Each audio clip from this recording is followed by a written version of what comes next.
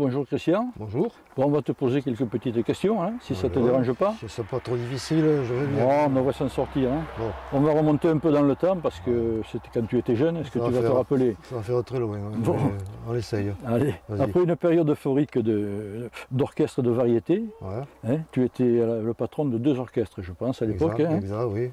Hein, tu as dû mettre un terme à cette activité-là. Est-ce que tu peux nous expliquer ce qui s'est passé? Voilà. Alors bon, il y a plusieurs raisons. Hein. Première raison, c'est la durée pendant laquelle j'ai géré 2 orchestres avec un personnel nombreux, 35 bonhommes, avec tous les soucis que ça comporte. Et c'est vrai que bon, un certain temps, on a envie quand même de lâcher du lest, d'autant que j'étais enseignant durant toute cette période et que ça faisait quand même un programme assez lourd. Voilà. Ouais, tu avais 2 casquettes quoi en fait. Voilà, plusieurs casquettes. Ouais. Après, il y a deuxième raison très importante, il y a le changement dans la musique et dans le bal. Dans la mesure où, comment dire, les comités des fêtes déjà ont connu des difficultés de plus en plus grandes, parce que les recettes buvettes étaient moins importantes qu'avant. La réglementation aussi tendait à leur créer des difficultés.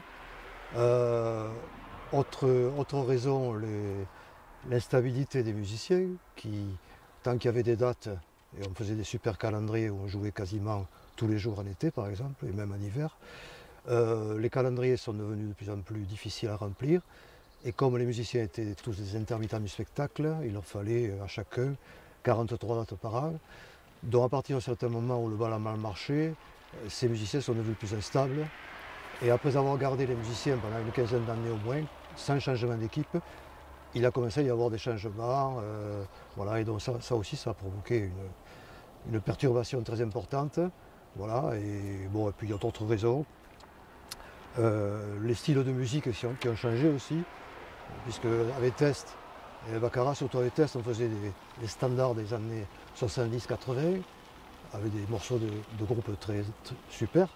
Et la musique a changé, et on a vu arriver des prestations et des chanteurs et des groupes, je dirais, plus approximatifs et moins intéressants à interpréter. Voilà.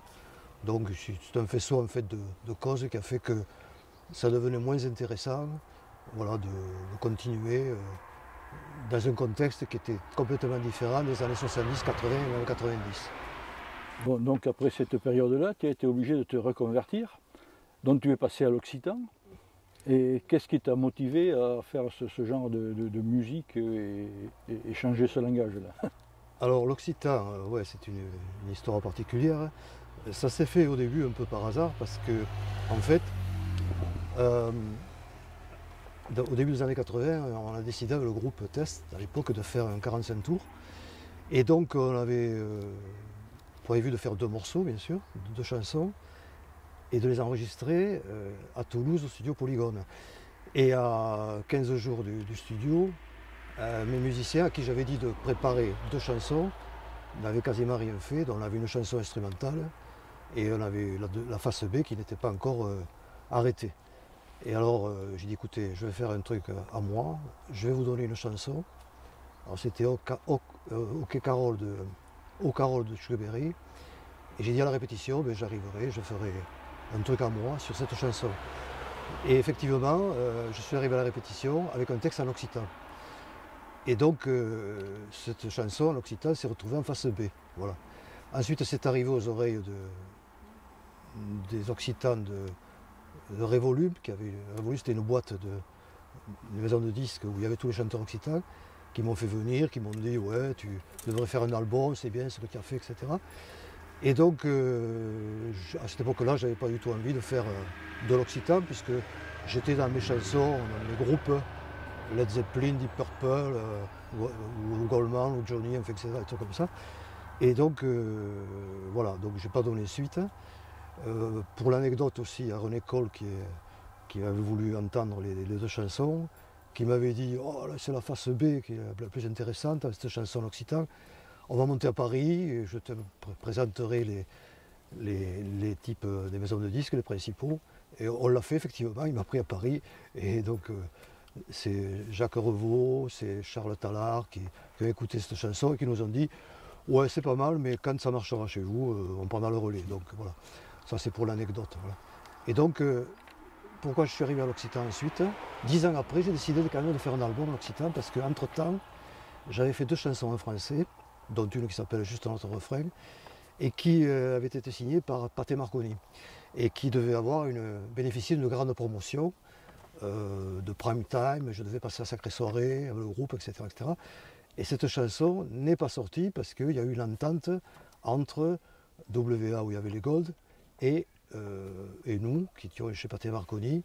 Ils avaient jugé que les produits étaient concurrents, donc ils s'étaient entendus pour pas que nous sortions, ce qui fait que ce disque a été vendu localement, mais n'est jamais sorti en promotion nationale, on va dire. Voilà. Alors ça m'a un peu écœuré, et j'ai dit, écoute, j'ai dit à Eric, on va faire un truc, Eric qui travaille avec moi, bien sûr, avec son studio, on a dit, on va faire un truc pour s'amuser, un truc qui nous plaît, et on laisse tomber les majors, etc. Et c'est là qu'on a fait le premier album en occitan, qui avait pour titre Six Sex and Some. Voilà. Où on trouve les premières chansons, Massey Ferguson, Mildew, enfin, etc. Voilà. D'accord. Voilà l'histoire un peu. C'est arrivé un peu par hasard au départ. Et ensuite c'est devenu un point de reconversion. Et c'est à partir il y a quelques années que j'ai décidé de monter un spectacle en occitan et de sortir d'autres albums dans la foulée. Voilà. D'accord. Et comment naissent en général tes chansons? Tu pars d'un texte d'abord ou tu pars d'une musique ou tu mets le texte après? Qu'est-ce qui t'inspire pour Alors faire une chanson? il y a plusieurs cheminements. Ça peut être une chanson que j'entends et à partir de laquelle je me dis il y a une parodie qui est possible. Et ça, c'est pas toujours possible. Puisqu'au départ, c'est surtout basé sur des parodies. Récemment, j'ai introduit des compositions, mais pendant de nombreuses années, ça a été que des parodies.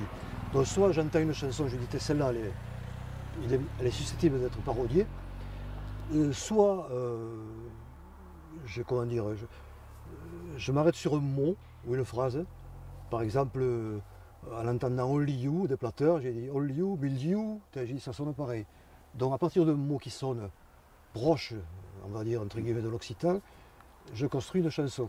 Voilà, et je cherche un thème. Voilà. Il y a quelques chansons, pas beaucoup, où j'ai traduit carrément la version originale. Par exemple, quand j'ai fait Boom de Trainette, quand j'ai fait Si j'avais un marteau, s'il y avait un martel, mais ça, je ne l'ai pas fait souvent. Voilà. Donc essentiellement, c'est soit je pars d'une musique, soit alors je dis je vais faire une chanson sur un thème. Et là, c'est plus difficile. Alors, choisir le thème d'abord. J'ai un bon exemple, c'est Totavel, l'homme de Totavel. Parce qu'un jour, en discutant avec ma femme, elle me dit tu devrais faire un disque qui soit basé sur le local et avec des thèmes locaux. Et alors elle me dit pourquoi tu ne ferais pas une chanson sur l'homme de Totavel? Ah ouais, j'ai dit c'est une bonne idée. Alors à partir de là, j'ai commencé à pondre un texte sur l'homme de Totavel. Et il me restait à trouver une mélodie, un rythme qui convienne avec une chanson préhistorique, on va dire, entre guillemets. Et quelques mois après, j'ai trouvé l'idée, c'était La fille du Père Noël, qui avait un rythme exploitable. Et à partir de là, j'ai construit la chanson avec le texte que j'avais fait et en intégrant la musique. Sachant qu'on fait des arrangements à nous, sachant que les thèmes n'ont rien à voir avec le thème d'origine et que les arrangements non plus n'ont rien à voir, puisqu'on incruste des clichés dans les arrangements, des bruitages, des machins. Quoi, voilà. Oui, oui. Et parmi tes nombreuses chansons, là, je crois qu'il y en a une qui a reçu un prix. Oui, alors ça c'est assez récent. Je me suis dit, je vais faire une chanson sur l'Occitanie, sur notre terre, la terre occitane. Je vais essayer de faire une composition, paroles et musique. Je me suis dit, ça va être peut-être un peu difficile, quoi. Et je m'y suis lancé, on va dire. Et c'est devenu ma terre occitane, donc, qui est une ode en fait à l'Occitanie, à l'Occitan. Et cette chanson, qui a beaucoup de vues d'ailleurs sur internet, a obtenu le premier prix Jean-Paul Verdier de la chanson occitane. Jean-Paul Verdier qui est un chanteur très connu, qui nous a quittés il y a 3 ou 4 ans, et un prix a été créé en son honneur. Et donc j'ai obtenu le premier prix Jean-Paul Verdier de la chanson occitane, avec cette chanson qui a été reprise par beaucoup de chorales, disons, et qui a beaucoup de vues sur internet et qui est beaucoup demandée dans les concerts. Voilà. Donc là, c'est carrément une composition que j'ai faite. Voilà. Oui, sur ton dernier CD, La voulant rire al país, donc en français Nous voulons rire au pays, hein, tu interprètes une chanson Soy occitan, Oui. hein, donc je suis occitan, et j'ai eu l'honneur de filmer quelques petits rushs quand vous étiez en train de composer cette chanson-là. Est-ce que tu peux nous expliquer un peu la genèse, parce qu'on te voit tâtonner, chercher. Ah oui. Voilà, donc est-ce que tu peux nous en dire un peu plus, quoi? C'est un sacré boulot, alors sans être trop long. Disons qu'au départ, je voulais faire une chanson qui s'appelait Je suis occitan, soy occitan. Alors je me suis dit, déjà il faut trouver le texte qui convient.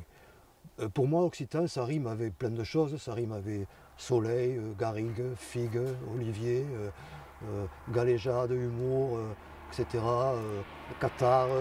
Alors avec tous ces éléments qui, à mon avis, définissent l'identité de l'occitan et qui permettent de le différencier peut-être des gens d'autres régions ou d'autres cultures. À partir de là, j'ai construit un texte. Et je suis parti d'une adaptation d'une chanson de Souchon qui est J'ai 10 ans. Alors j'ai trouvé, comme souvent d'ailleurs, la première phrase. Souvent, quand je fais une chanson, je pars d'une phrase. Et je construis le refrain d'abord et puis après le reste du texte. Et là, j'ai 10 ans, c'est devenu Soy occitan. Soy occitan, voilà. Et à partir de là, j'ai fait tout le texte. Et alors, le travail est assez long parce qu'à partir de là, il faut d'abord entrer en studio. Et je travaille beaucoup avec Eric Vogel, qui est avec moi depuis de nombreuses années, qui a un studio, qui fait de très bons boulots d'ailleurs. Et là, nous faisons au départ un squelette de la chanson. C'est-à-dire que nous choisissons le style de rythme, parce que des fois, ça peut changer. Il peut y avoir un morceau qui est slow, qui devient reggae ou rock ou tout ce qu'on veut. Une fois choisi le rythme, on fait le squelette du morceau. Et là, il faut déjà trouver les harmonies, donc trouver toutes les grilles d'accords, la grille d'accords. Et à partir de là, on fait un squelette, c'est-à-dire qu'on fait la structure avec la rythmique simplement, la batterie, la basse éventuellement, et un chant témoin, soit que je fredonne si je n'ai pas encore le texte fini, parce que souvent le morceau il change au fil de, tu l'as vu d'ailleurs, au fil des semaines, parce que pour un morceau il faut à peu près 5 ou 6 séances, et des fois ça s'étale sur plusieurs mois. Hein, bon. Donc un chant témoin, soit que je fredonne, soit qu'on joue au piano, la mélodie. Et à partir de là, on construit les parties, tous les instruments qu'on empile. Ensuite on choisit les incrustations, s'il y a des arrêts, s'il y a des clichés, s'il y a des bruitages, etc., etc. Et une fois que tout ça est fait, à ce moment-là, on passe à l'enregistrement du chant. Et une fois que le chant est enregistré, on enregistre tous les chœurs. Voilà. Quand tout ça est fait, on se donne quelques jours de réflexion, d'écoute, et je crois que j'oublie rien dans les étapes parce qu'il y en a beaucoup. Et ensuite, on passe au mixage et au mastering définitif de la chanson. Voilà. Mais ça prend beaucoup de temps et c'est évolutif, c'est-à-dire que s'il faut un cours d'enregistrement, à la 3e séance, je vais décider d'ajouter un couplet, d'en enlever un, ou tu as vu aussi le chorus. La recherche pour le chorus. Voilà, le chorus au départ, je voulais faire un instrumental et j'ai cherché quelle musique mettre. Et finalement, je me suis arrêté sur la musique du livre de la jungle, quoi, pour faire cette incrustation au milieu. Donc c'est évolutif, voilà. Oui. Bon, ben, tu fais de la musique, mais tu ne fais pas que ça. Je veux dire, tu écris aussi. Oui, j'écris pas beaucoup. Disons que j'ai sorti un livre il y a 3 ans qui s'appelle Dictionnaire anti-stress, qui est un dictionnaire humoristique basé sur des calembours. Parce que moi j'ai toujours aimé faire la parodie et aussi des calembours. Et j'avais donc des notes un peu partout. Et je me suis dit, tu vas mettre ça dans un bouquin. Et j'ai trouvé un éditeur et j'ai sorti ce bouquin. Et d'ailleurs, je fais grâce à ça des conférences sur le rire et je dédicace mon livre. Et éventuellement, je fais suivre ça de mini-concert occitan. Voilà. C'est un nouveau concept que j'ai ajouté. Donc voilà, je suis en train de préparer le tome 2. du dictionnaire anti-stress, et bon, j'espère que je vais le finir bientôt. Parce que là, j'ai eu le dernier album qui m'a pris du temps, le 7e, là, et voilà. Bon, ben écoute, je te remercie pour tous ces renseignements, hein, Ben oui. et j'espère qu'on va bientôt te revoir en concert, là, parce que cette année, c'est pas terrible. Alors, cette année, oui, c'est vrai que ça a été assez calme. Bon, je pense que la sortie du Covid n'a pas été concluante, parce qu'il y a beaucoup d'organisateurs qui ont profité du fait qu'ils n'avaient rien fait pendant 2 ans pour continuer à rien faire. Parce que l'autre problème du bal, j'ai oublié tout à l'heure, c'est qu'il n'y a plus de bénévoles. C'est pour ça que les comités arrêtent aussi, et les organisateurs arrêtent d'organiser des trucs. Voilà. Alors on est loin des concerts où on faisait 1000 ou 2000 personnes, même en plein hiver, au Lonzac, on faisait 1000 entrées payantes à 40 francs. C'est vous dire un petit peu comment est devenu le métier, quoi. Voilà, donc ça a beaucoup changé. Bon, voilà, donc, et du coup, avec l'Occitan, on passe dans des structures, bon, dans des festivals bien sûr, importants, mais on passe dans beaucoup de structures plus réduites, plus petites, où il y a des gens sympas, on mange avec eux. Des fois, on a 100 personnes, des fois 200, des fois 40, mais au moins, on est bien reçus. Et oui, il y a eu aussi un endroit qui est venu, on va dire où c'était, où on était très peu nombreux. C'était 4. Voilà. Voilà. Eh bien, écoute, je te remercie. Eh bien, c'est moi qui te remercie.